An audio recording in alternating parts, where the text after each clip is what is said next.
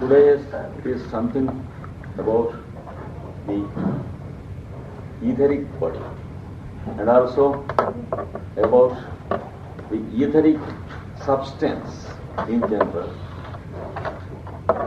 In the modern age, we hear the word the etheric body and the etheric substance since the advent of the establishment of the Theosophical Society, the founder of which was Helena Petrovna Blavatsky.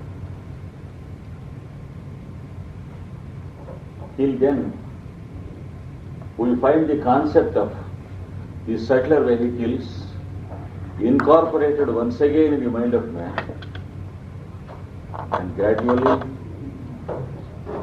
making their proper position established as concepts in the minds of modern man once again. Of course, in the beginning there were many hazy and glamorous concepts because it was something new to the present wave of humanity, and there was such a craze about these subtler bodies towards the end of the previous century and also the first quarter of the 20th century. We find that almost every Theosophical Society member had contributed some material or paragraph or article or textbook about these subtler bodies. If you just have a glance of the old copies of the Theosophist at Adyar, you see a wonderful range of concepts about these subtler bodies until the whole thing became a butt of ridicule. And there was also a time when the word Theosophist meant something very disgraceful, because it came to be understood by the meaning of the one who invokes departed souls and spirits. About 20 years in the London Theosophical Society, there were people who had activity with the devils in the name of the Theosophy. So once again, things were to be re-established, and the pious meaning of the word Theosophist was to be reoriented in its original sense intended by Blavatsky at first. In the meanwhile, the Theosophical societies gradually faded into insignificance because of the same type of orthodoxy which religions had previously. The more we try to know how we are different from others and how we are distinguished from others, we begin to segregate ourselves from others, and then nature segregates us and shuts the door of communication. That is what had happened to all the cults that took the form of a religion. Same thing happened to what we call the Theosophical Society also. But Theosophy has nothing to do with any society. Theosophy means a school of thought that imparts the ancient wisdom. Anyone who is really interested in the ancient wisdom of all nations and also the wisdom of the unchanging values that existed as the very residue of human truths can be classed as a Theosophist in its true sense. All such people gave us a good, clear idea of the subtler vehicles of the human constitution. And only since the advent of the Theosophical Society and the teachings of Madame Blavatsky to the 20th century, that the so-called modern minds began to suspect something there behind and beyond what we call matter.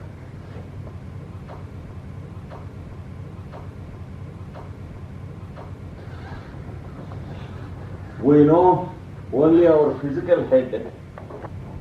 We are forced to confront some problems and some questions without discovering any answers. If a stone were thrown on the head, and if I say my head pains, what branch of science can define me what pain is? Physics can give us the mass, the weight and the momentum of the stone that had fallen on the head, and also the acceleration due to gravity of the stone. And chemistry can give me a beautiful analysis of what the stone, what minerals and chemicals the stone contains. Physiology and biology can give me the structure and the formula of the biochemistry of the head and the skin on the head. We can very easily calculate the weight and volume of the stone as well as the head. We can make a beautiful columns of the statistics we gathered. And nowhere we can find an item called pain. And if we ask an optician what is the relationship between the object and the image, or a doctor about how we can see objects with our eye, he will explain us the phenomena of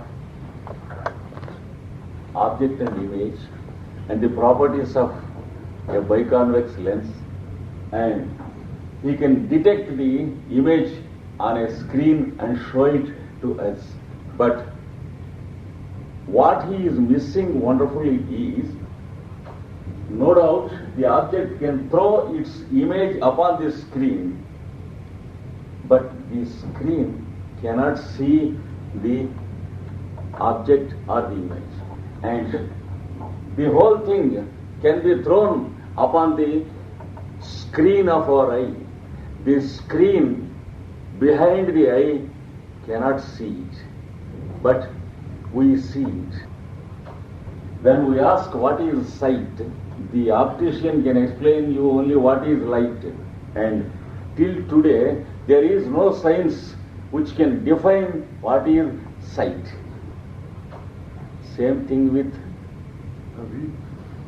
what is sight, and same thing with what is hearing. If I can listen to you and I ask the anatomist or the physiologist how the phenomena goes, he can explain only about the drum in the ear and the nerve that is working in the drum of the ear. And also he can graphically show us the sound vibrations that travel through space. That is about sound, but we asked him about hearing. So, about smell.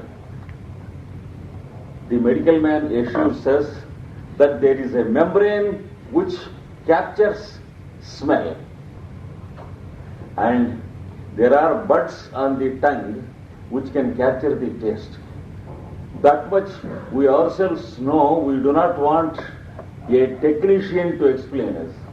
Even a child or a dog or a cat knows that its tongue has taste. But if we expect something from the objective scientist about the definitions or about the description of these phenomena, the answer is clean ignorance till today. If there is anyone who can give me a definition, I am ready to learn it and teach it to others. And he has to accept when a stone is thrown on his head that he has pain. Ask, what is pain? According to physics or chemistry or biology or medicine or anatomy, pain is personal. He has to accept that there is something going on beyond physical. Pain does not exist in any cell of the physical body or the atoms of the tissues of which the cells are made up. And one day we will find that pain is not physical. I may say, I have pain here. I may say, I have headache. The location may be physical and pain is never physical. Pain is what is called sensation, which has no place of expression on physical matter. If I say I have arthros and pain in my knee, it means there is something wrong in the matter of the knee, but the pain is in the knee center of the mind, but not in the knee matter of the knee. Same is the case with all the sensations. If I say the pudding is tasty, the tongue can taste the pudding very well, it is false. It is mind that is tasting through the buds of the tongue. When we have a local anesthesia to the tongue, then there is no taste. This is what is known as sensation. Behind sensation, there is feeling. Behind feeling, there is what is called the form of feeling, which is translated into a vibration of feeling, and which is translated into what we call an idea. This is possible only in the case of the human and animal beings. In the plant kingdom, it is not possible. Now he has to accept that beyond the physical matter of his head and skull and the fine, thin matter of his brain cells, there is another quantity which is unknown, another existence, which makes us understand pain and pleasure and sensations and all these things. And if someone calls this the subtle body, sometimes the pure materialist may laugh. He says, I don't find any subtle matter there. If I analyze the tissues of the head, there is nothing except what we know as the chemicals in the chemistry laboratory. All are only well-known elements and compounds, not very rare things.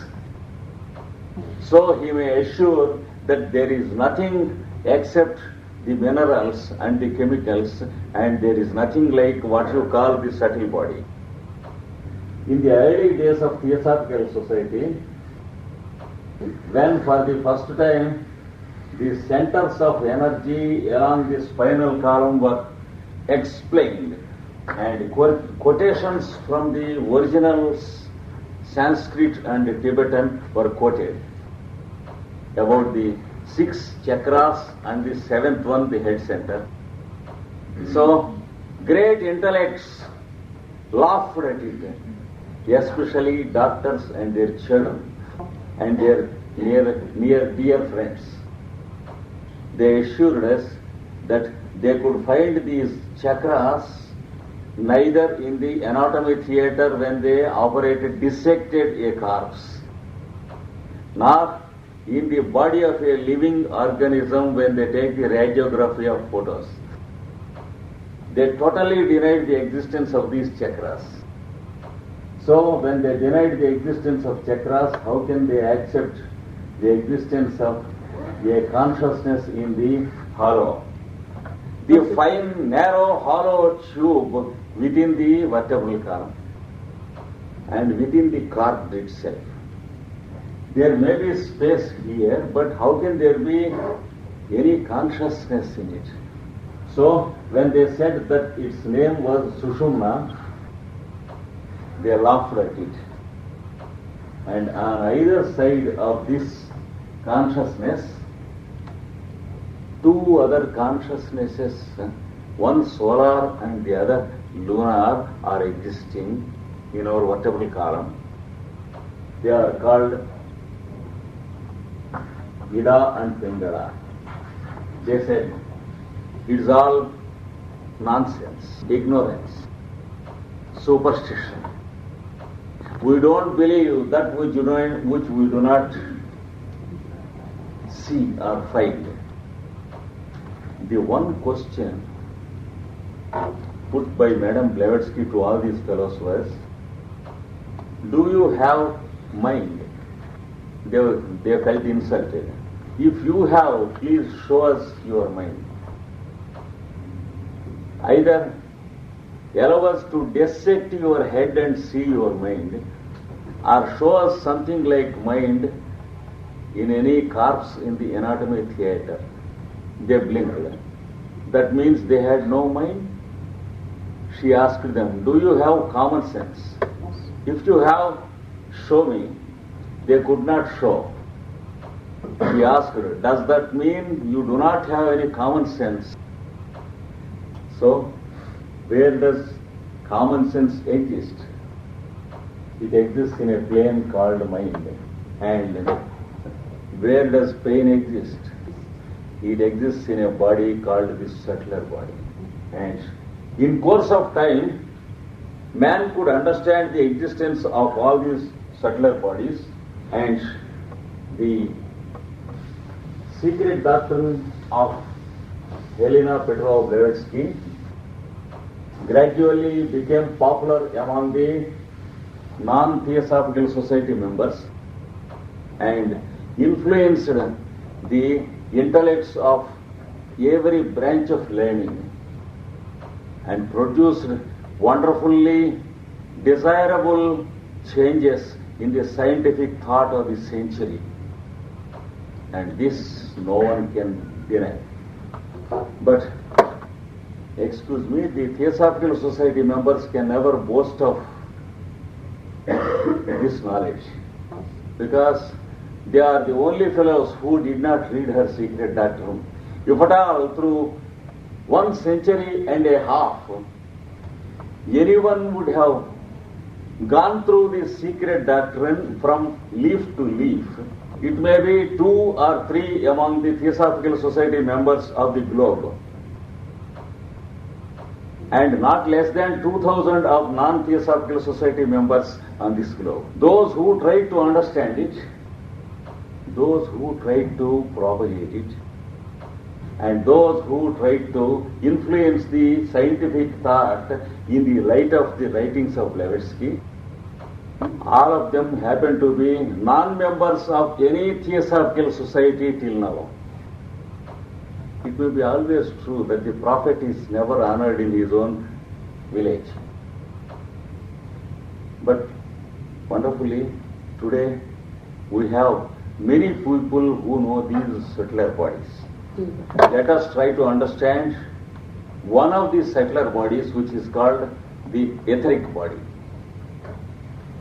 We can imagine our existence in terms of layers from outside into the depths.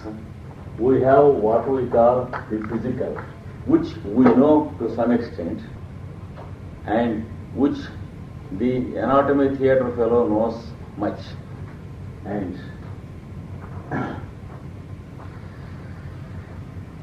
then we have to question how this body is moving, how the parts are animated. If at all I want to hold this glass, how is it that my fingers are gripping it? Matter cannot do it, and you cannot demand any function of matter.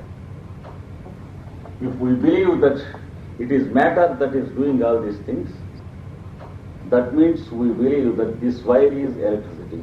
Electricity is flowing through the wire. Wire can never be electricity.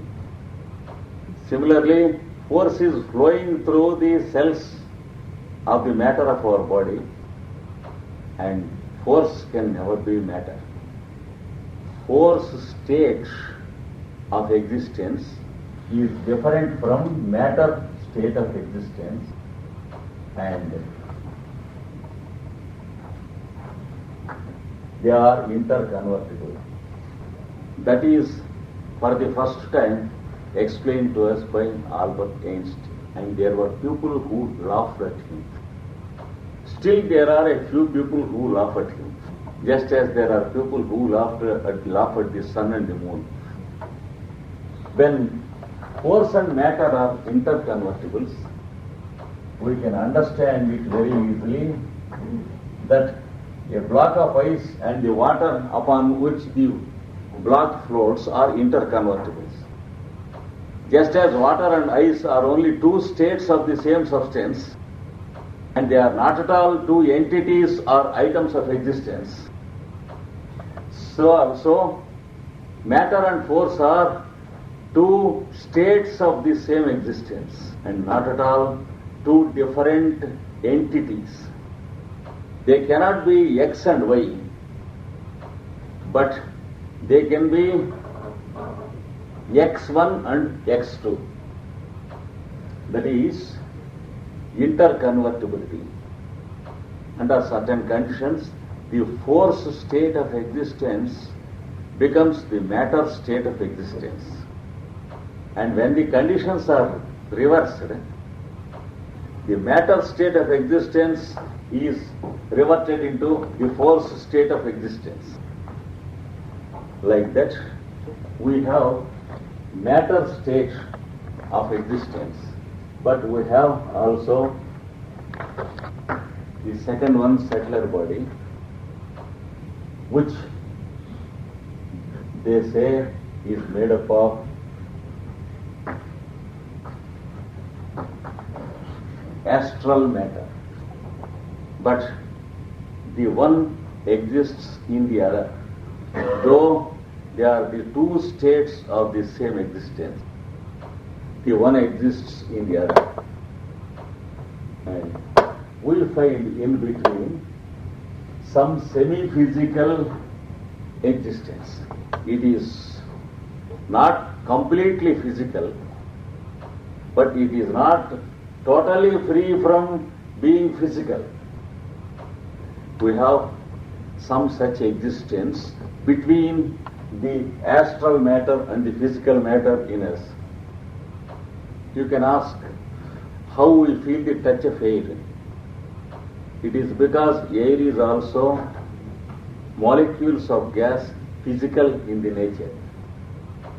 No doubt accepted, but if you switch on the light in darkness, what is it that makes my eyes feel the light? If air were to be physical of its molecules, is light physical of its molecules? The answer is blinking. Total ignorance till today. We try to explain that light is also a state of matter, but it refused to obey in terms of matter. Then we try to explain in terms of force, that light is a form of force. Again, it totally disobeyed us in terms of force. That is the fate of the position of the concept of modern science about light till today. So, it is both matter and force. The people of one religion believe that it is force. The people of the other religion believe that it is matter. So there are two religions in the modern science about light. And if we can understand light as an existence which has the properties of both matter and force, then what is the response of the eye to light?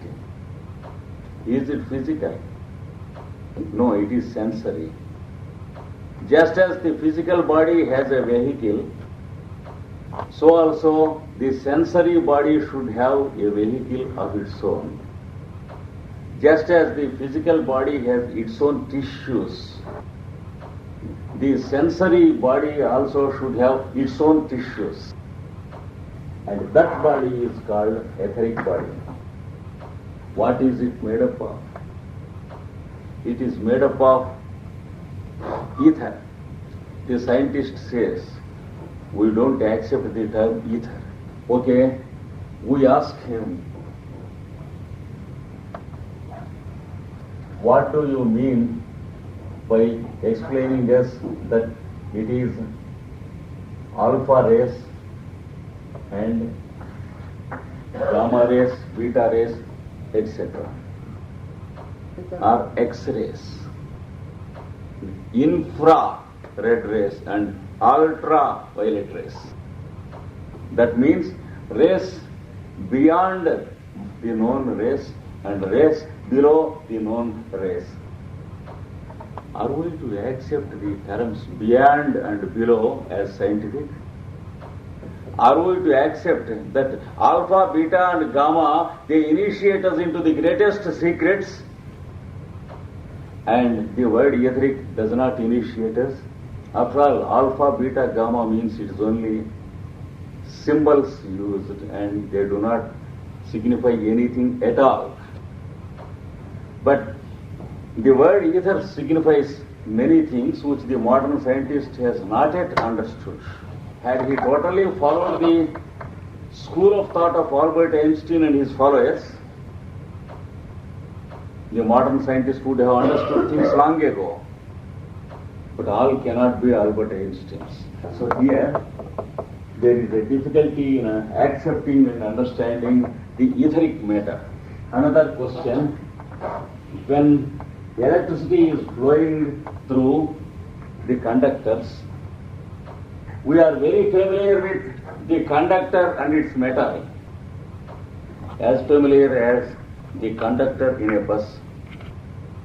But we want to know what is flowing and what electricity is made up of.